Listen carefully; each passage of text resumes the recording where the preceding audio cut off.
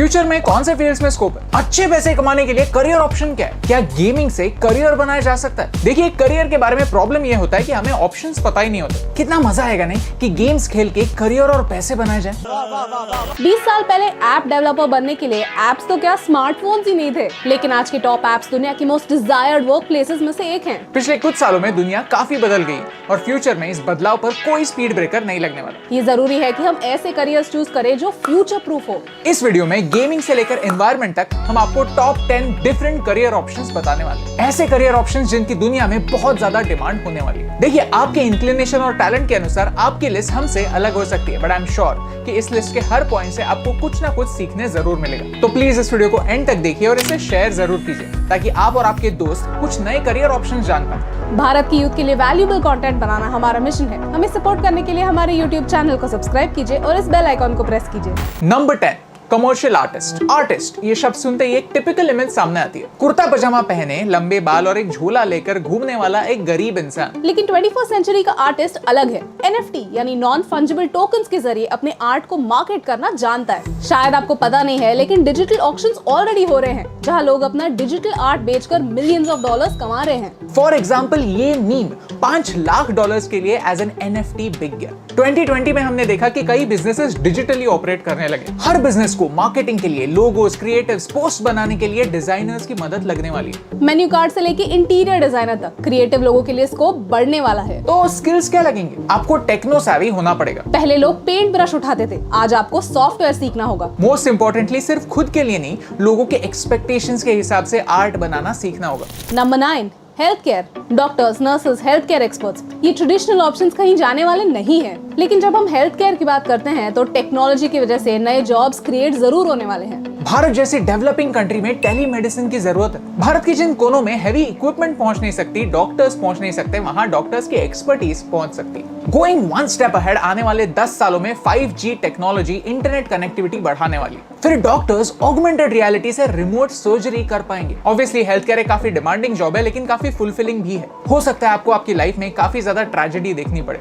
तो आपको mentally strong रहना होगा। Number 8, eco friendly solutions. Climate change is real और हमें इको वॉरियर्स की जरूरत है। हमें यह समझना होगा कि NGOs एक लिमिट तक हेल्प कर सकते हैं। अल्टीमेटली हमें सोशल एंटरप्रेन्योर्स की जरूरत है जो सॉल्यूशंस ढूंढ के हमारे प्रॉब्लम्स कम करें। सोलर एनर्जी में स्कोप है, इको फ्रेंडली ब्रिक्स बनाने में स्कोप है, पानी का वेस्टेज कम करने में स्कोप है। कॉर्पोरेट्स अपने प्रोडक्ट्स को ज्यादा से ज्यादा सस्टेनेबल बनाने की कोशिश कर रहे हैं। आपका एनवायरनमेंट के प्रति प्यार यहाँ यूज हो सकता है। इनिशियली लोग आप पर हंसने वाले हैं क्योंकि लिटरली आपको फ्लो के अगेंस्ट जाना है। जो चलता आया है उसे चैलेंज करना है। तो अगर आप काफी जल्दी गिव अप करते हो तो ये फील्ड आपके लिए नहीं है। Number 7, machine learning. ये काफी कॉम्प्लिकेटेड है, तो एक स्टोरी सुनाता हूँ। 2017 में दुनिया को शॉक करने वाली एक घटना घटी। स्टॉकफिश 8 एक चेस प्रोग्राम है जो 1 सेकंड में 70 मिलियन चेस पोजीशंस कैलकुलेट कर सकता है। कई डेकेड्स का चेस का डेटा, एक्सपीरियंस इस प्रोग्राम में कूट के भरा है। 2017 में गूगल के AlphaZero चेस प्रोग्राम ने स्टॉकफिश 8 के साथ 100 चेस गेम्स खेले और AlphaZero एक भी बार नहीं हारा। गजब बेइज्जती है। लेकिन सरप्राइजिंग बात यह है कि AlphaZero को किसी इंसान ने चेस खेलना नहीं सिखाया। वो खुद ही के अगेंस्ट चेस खेल कर सीखा, और वो भी सिर्फ 4 घंटों में। एक नए चेस प्रोग्राम को 0 से नंबर 1 बनने के लिए सिर्फ 4 घंटे लगे। That's machine learning. ऑब्वियसली हम आयरन मैन देख के सोचते हैं कि सब आसान होगा, लेकिन नहीं। कई बार काम रेपिटेटिव और टेक्निकल हो सकता है। मशीन्स को ट्रेन करने के लिए आपको मशीन्स के जैसा काम करना होगा। Number 6, law. जॉली LLB जैसी मूवीज हमें लॉ की सिर्फ एक साइड दिखाती है। क्रिमिनल लॉ तो है ही, लेकिन आने वाले टाइम में हमें इंटरनेशनल लॉयर्स की जरूरत होने वाली है। सिर्फ पिछले 2 सालों में हमने इंटरनेट के पूरे लाइफ टाइम का 90% डेटा प्रोड्यूस किया है। Intellectual property rights, trademarks, copyrights, ऐसी चीजों को प्रोटेक्ट करने के लिए हमें और लोगों की जरूरत होगी, और ये इंटरप्रेट करने के लिए हमारे लॉज और हमारे लॉयर्स दोनों को अपग्रेड होना पड़ेगा। प्लस जब रोबोट्स आएंगे तो वो कौन से देश के नियम फॉलो करेंगे? अगर सेल्फ ड्राइविंग कार से एक्सीडेंट हो जाता है तो रिस्पॉन्सिबल कौन? पैसेंजर, कंपनी या इंजीनियर? It's simple.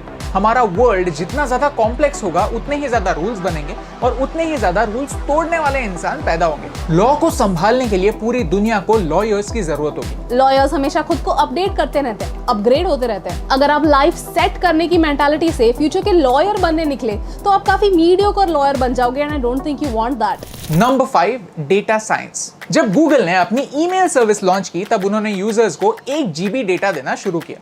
तब बिल गेट्स ने भी कहा कि 1 GB डेटा की किसको जरूरत है। भाई साहब कुछ ज्यादा नहीं हो गया ये? देखिए, आज हम जानते हैं कि जब डेटा की बात आती है तब बिल गेट्स जैसे एक्सपर्ट्स भी कितने गलत थे। Data is the oil of 21st century. Cyber security, ethical hacking, काफी इंटरेस्टिंग फील्ड्स हैं। इंटरनेट की फ्री सर्विसेज फ्री इसीलिए होती है क्योंकि वो पेमेंट में हमसे हमारा डेटा लेती हैं। आज का फैक्ट ये है कि हम कन्वीनियंस के लिए प्राइवेसी सैक्रिफाइस करने के लिए रेडी हैं। इनफैक्ट डेटा साइंटिस्ट यही काम करते हैं, हमारे डेटा का इस्तेमाल करके हमें बेस्ट एक्सपीरियंस देने की कोशिश करते हैं। इन्फॉर्मेशन बिखरी हुई होती है, उसे मीनिंगफुल वे में ऑर्गेनाइज करना, इंटरप्रेट करना और उससे प्रोडक्ट्स डेवलप करना फ्यूचर का इन डिमांड जॉब है। आज भी यूएस में डेटा साइंटिस्ट की एनुअल सैलरी 1 करोड़ रुपीस है। जहां पैसा ज्यादा है वहां कंपटीशन तो होगी। आपका एजुकेशन कहां से हुआ है, आपका एक्सपीरियंस क्या है और आपके नेचुरल स्किल्स क्या हैं, ये यहां मायने रखता है। Number 4, empathy. एम्पैथी और सिंपैथी में ये फर्क है कि सिंपैथी यानी किसी की दया आना और एम्पैथी यानी किसी के दर्द को समझना। दूसरों की प्रॉब्लम समझना एक सॉफ्ट स्किल है, एक हार्ड साइंस नहीं। लेकिन इसी के लिए therapist, life coaches, counsellors, professional mentors, ऐसे प्रोफेशंस इन डिमांड होने वाले हैं। साइकोलॉजी हर जगह है, क्लिनिकल साइकोलॉजी से लेके कंज्यूमर बिहेवियर तक, इट्स एवरीवेयर। किसी भी ब्रांड के लोगों को देखिए, वो एक कहानी सुनाता है, डायरेक्टली नहीं लेकिन उनके कलर्स के जरिए, उनके डिजाइन के जरिए, उनके फॉन्ट्स के जरिए। डिजाइनर्स को कंज्यूमर बिहेवियर समझने में साइकोलॉजिस्ट हेल्प करते हैं। जैसे वक्त गुजरता जाएगा हमारे यंग एंटरप्रेन्योर्स और यंग होते जाएंगे,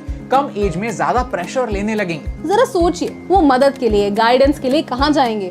There is power in understanding how people behave. तो स्किल्स क्या लगेंगे? आपको लोगों के लिए एक गाइडिंग लाइट बनना है, कभी कभी उनके डार्कनेस को खुद से दूर रखना है। हमारे top 3 in demand career options बताने से पहले we want to thank upGrad for sponsoring this video. अपने फील्ड में एक्सीलेंस तक पहुंचने का एक तरीका है अपग्रेड, जिससे डेटा, टेक्नोलॉजी और मैनेजमेंट की फील्ड में आप टॉप लेवल एजुकेशन दुनिया की बेस्ट यूनिवर्सिटी से घर बैठे पा सकते हैं। अपग्रेड में फ्लेक्सिबल कोर्सेज भी अवेलेबल होते हैं, जहां आप आपके पेस पे और आपके टाइम पे एजुकेशन ले सकते हैं। कई बार एम्प्लॉयर्स हायर करते वक्त आपने कौन सी यूनिवर्सिटी से डिग्री की है ये देखते हैं और उससे आपकी नॉलेज को जज करते हैं, क्योंकि रेप्यूटेड यूनिवर्सिटीज के पास नॉलेजेबल फैकल्टी भी होते हैं। कई कोर्सेज में 1-on-1 इंटरेक्शन, इंडस्ट्री एक्सपर्ट्स के साथ लाइव सेशंस और मेंटर सपोर्ट भी ऑफर किया जाता है। जहां ऑन कैंपस एमबीए का कॉस्ट 18 to 23 lakhs हो सकता है, upGrad gives you the same education in a fraction of the cost. So check out the upGrad app, जो आपको सिर्फ नाम की डिग्री को ना और काम की डिग्री को हाँ कहने में हेल्प करता है। Download the upGrad app now. Number 3 is gaming. बचपन में हमें कहते थे कि कंप्यूटर पे गेम्स खेलना यानी वेस्ट ऑफ टाइम है, लेकिन फोर्टनाइट वर्ल्ड कप का प्राइज पूल कितने का था पता?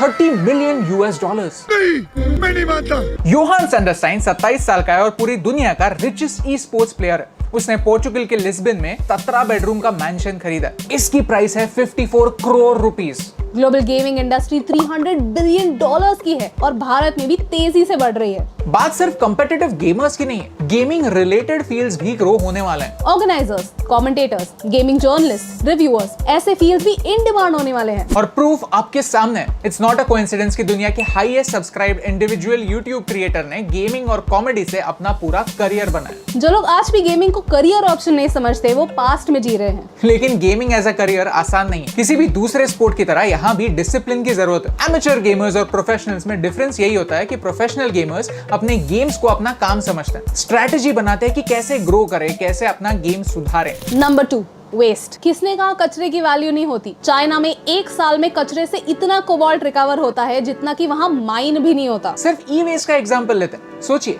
हर इंसान एटलीस्ट 2 सालों में अपना फोन तो बदलता ही है। और पुराने फोन्स का क्या होता है? कहीं वो ऐसे ही पड़े रहते हैं या फिर कचरे में फेंके जाते हैं। लेकिन आपके फोन में लिटरली गोल्ड होता है। इस वीडियो में पुराने स्मार्टफोन और कंप्यूटर पार्ट्स से इतना सारा सोना कैसे रिकवर हो सकता है ये दिखाया। सोचिए, अगर आप आपके एरिया में ई वेस्ट कलेक्ट कर पाए और उसे एक बिजनेस में कन्वर्ट कर पाए तो। वेस्ट मैनेजमेंट $2 ट्रिलियन की इंडस्ट्री है और भारत के सफाई में हाथ बढ़ाने वाले लोगों की सख्त जरूरत है। ऑब्वियसली आपको एक एंटरप्रेन्योर बनना होगा, खुद की टीम बनानी होगी और उन्हें कन्विंस करना होगा। इस फील्ड में पैसा तो है, लेकिन शुरू में आपको पैशन के लिए काम करना होगा। फ्यूचर का टॉप जॉब रिवील करने से पहले I want to tell you one fact.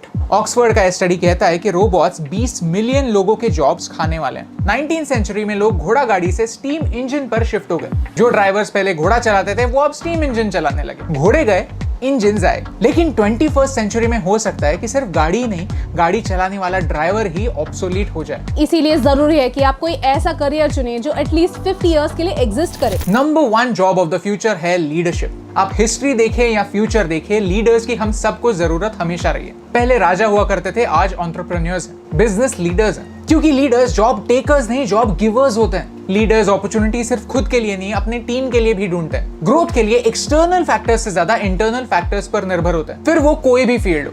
Agriculture में लीडर्स की जरूरत है ताकि वो छोटे किसानों को साथ लाकर एक FPO, farmers producer organisation start कर सके। टेक्नोलॉजी में लीडर्स की जरूरत है। भारत 1.3 बिलियन लोगों का देश है, दुनिया का सेकंड लार्जेस्ट मार्केट है, और इतने सारे डेटा को मैनेज करने के लिए इनोवेशन में लीडरशिप की जरूरत है। फैक्ट्रीज में मशीन्स हो या लेबरर्स, उन्हें मैनेज करने के लिए हमें लीडर्स की जरूरत है। A leader is someone who takes responsibility. अगर आप आपके सिचुएशन की, आपके फाइनेंसेस की और आपकी लाइफ की रिस्पॉन्सिबिलिटी ले सकते हैं तो आप हमेशा दूसरों से एक स्टेप आगे रह सकते हैं। अगर आपको ये वीडियो अच्छा लगा, कुछ नया सीखने मिला, तो इस नॉलेज को शेयर कीजिए, अपने दोस्तों को टैग कीजिए। हो सकता है कि आपके फ्रेंड लिस्ट में से कोई इस वीडियो से इंस्पायर हो जाए। आज तक हमारी दुनिया एक दुकानदार की मेंटालिटी से चलती आई है कि कस्टमर चल के दुकान में आएगा, लेकिन अब दुकान को कस्टमर के पास जाना पड़ेगा। जो इंडस्ट्रीज रिमोटली ऑपरेट नहीं कर पाएंगी, वो अपनी ग्रोथ पर एक सीलिंग लगा देंगी। अगर आप यंग हैं, करियर ऑप्शंस ढूंढ रहे हैं या फिर अपना करियर स्विच करने की सोच रहे हैं, तो ऐसा करियर चुनिए जो फ्यूचर में इनवैलिड ना हो। क्योंकि आपको करियर के नए ऑप्शंस बताने से और आपके करियर को फ्यूचर प्रूफ करने से मुझे फर्क पड़ता है।